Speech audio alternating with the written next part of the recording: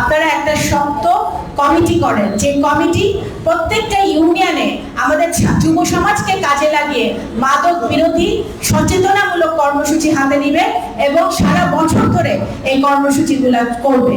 এবং প্রশাসনের উদ্দেশ্যে আমার একটাই নির্দেশ, যে মাদক যারা বিক্রি করে এবং বিক্রি করে যারা আমাদের সমাজের ক্ষতি করছে, যুব সমাজের ক্ষতি করছে, ছাত্র সমাজের ক্ষতি করছে, তাদের বিরুদ্ধে কঠোর থেকে কঠোরতর ব্যবস্থা নিতে হবে।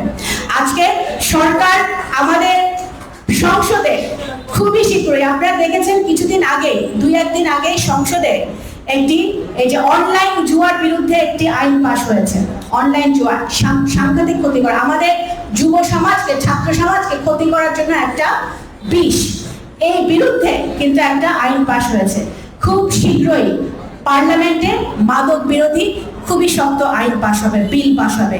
যে আইন পাশ হলে অবশ্যই আমাদের প্রশাসনেরও, তাদের প্রশাসনকে ক্ষমতায়িত হবে তারা, যাতে আমাদের গ্রামে গঞ্জে আমাদের ছেলে মেয়েরা যাতে মাদক থেকে দূরে থাকে এবং মাদক সেবক থেকে দূরে থাকে, এবং আমরা যে নগরকান্দে একটি সুন্দর ভালো মানবিক সমাজ গড়তে পারি। আপনাদেরকে অসংখ্য ধন্যবাদ। আসসালামু আলাইকুম। বাংলাদেশ জিন্দাবাদ। যদি নিতে চান আগে নিজেকে প্রমাণ করেন। হ্যাঁ, 17 বছরে দলের দুর্দিনে দায়িত্ব পালন করেছেন, আমরা মেনেছি, আমরা আপনাদেরকে স্যালুট জানাই। কিন্তু দলের সুসময়ে জনগণের উপর জুলুম করা কিন্তু যাবে না, কোনোভাবেই না। তাই আমি আপনাদের আহ্বান জানাবো, নেতৃত্ব হতে হবে জনগণের কল্যাণে, নেতৃত্ব দিতে হবে মানুষের সেবায় নিজেকে নিয়োজিত করে। এমন এমন পরিকল্পনা গ্রহণ করতে হবে যেন আপনার পুরো রাজনৈতিক কর্ম জনগণের কল্যাণে, জনগণের সেবায় নিয়োজিত হয়। যেমন শহীদ প্রেসিডেন্ট জিয়াউর রহমান, দেশনেত্রী বেগম খালেদা জিয়া, বাংলাদেশের মাননীয় প্রধানমন্ত্রী জনাব তারেক রহমান আমাদেরকে দৃষ্টান্ত দেখিয়ে যাচ্ছে। তাই আমি আপনাদের আহ্বান জানাতে চাই, সমাবেশের মধ্যে সীমাবদ্ধ নয়। একজন ফেল করবে, বাকি সবাই এগিয়ে যাবো। পারবো না আমরা? পারবো না কেরানীগঞ্জকে নিরাপদ করতে? পারবো তো আমরা? আমরা শপথ করবো, মাদককে আমরা মাদক মুক্ত কেরানীগঞ্জ করতে চাই। আমরা পারবো না শপথ করতে? হাত তুলে বলে আমরা মাদক মুক্ত কেরানীগঞ্জ করবো, আমরা সন্ত্রাস মুক্ত কেরানীগঞ্জ করবো, আমরা চাঁদাবাজ মুক্ত কেরানীগঞ্জ করবো।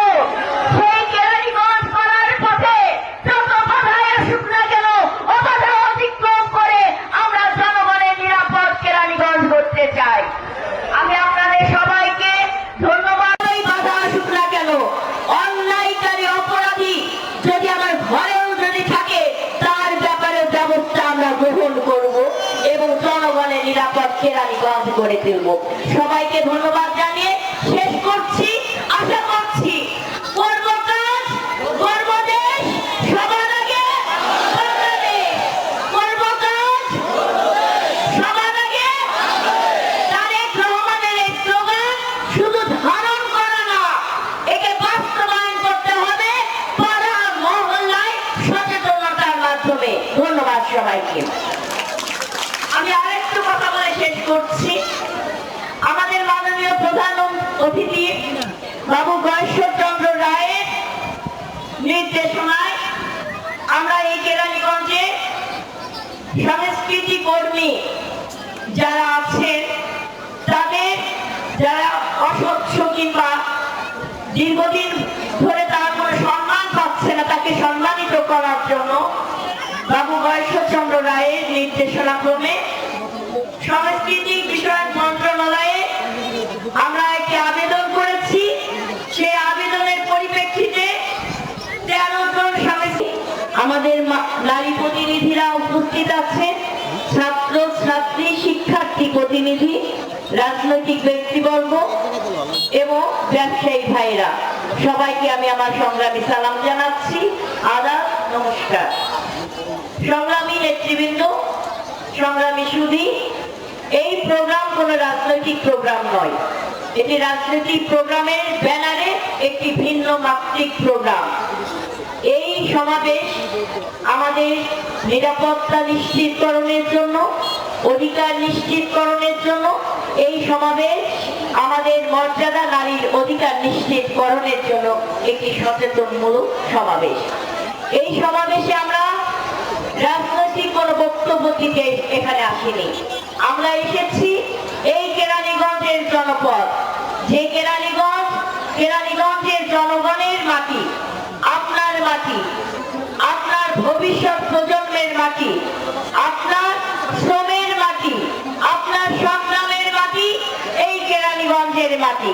তাই আমাদের দায়িত্ব সবাইকে ঐক্যবদ্ধ হয়ে এই কেরানীগঞ্জকে নিরাপদ করতে হবে।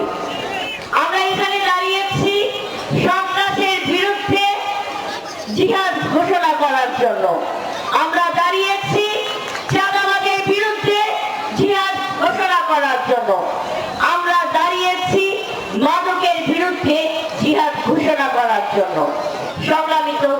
সংগ্রামীর সুধী, আপনারা সকলেই জানেন মাদক শুধু একটি তরুণের জীবনকে নষ্ট করে দেয় না, একটি পরিবারকে নষ্ট করে, একটি ভবিষ্যৎ প্রজন্মকে নষ্ট করে দেয়। তাই আমাদের সবাইকে ঐক্যবদ্ধ হয়ে মাদকের বিরুদ্ধে কথা বলতে হবে। আমাদের সবাইকে ঐক্যবদ্ধ হতে হবে। যেমন মন্দিরে পুরোহিত বাবু, মসজিদের ইমাম সাহেব, খতিব সাহেব, মুয়াজ্জিম সাহেব, সকল বংশীয় ঘরের সম্মানিত ব্যক্তিবর্গ, রাজনৈতিক ব্যক্তিবর্গ, আমাদের এই সমাজকে রক্ষা করতে হবে। এই দায়িত্ব শুধু রাজনৈতিক নেতাদের একার না, এই দায়িত্ব আমাদের সকলের। কারণ আমরা জানি আমার সমাজ যদি নিরাপদ হয়, আমার গ্রাম পাড়া মহল্লা যদি নিরাপদ হয়, তাহলে আমাদের কেরানীগঞ্জ নিরাপদ হবে, ঠিক না? সেই কেরানীগঞ্জকে নিরাপদ করার জন্য একদম পাড়া ভিত্তিক, মহল্লা ভিত্তিক আমরা সচেতনমূলক একটি কমিটি গঠন করতে চাই। সেই কমিটি কোনো দলীয় ব্যানারে কমিটি হবে না, সেই কমিটি হবে এই কেরানীগঞ্জের প্রতিটি পাড়া মহল্লা সাধারণ মানুষের জন্য সামাজিক নিরাপত্তার একটি ঢাল হয়ে কাজ করবে।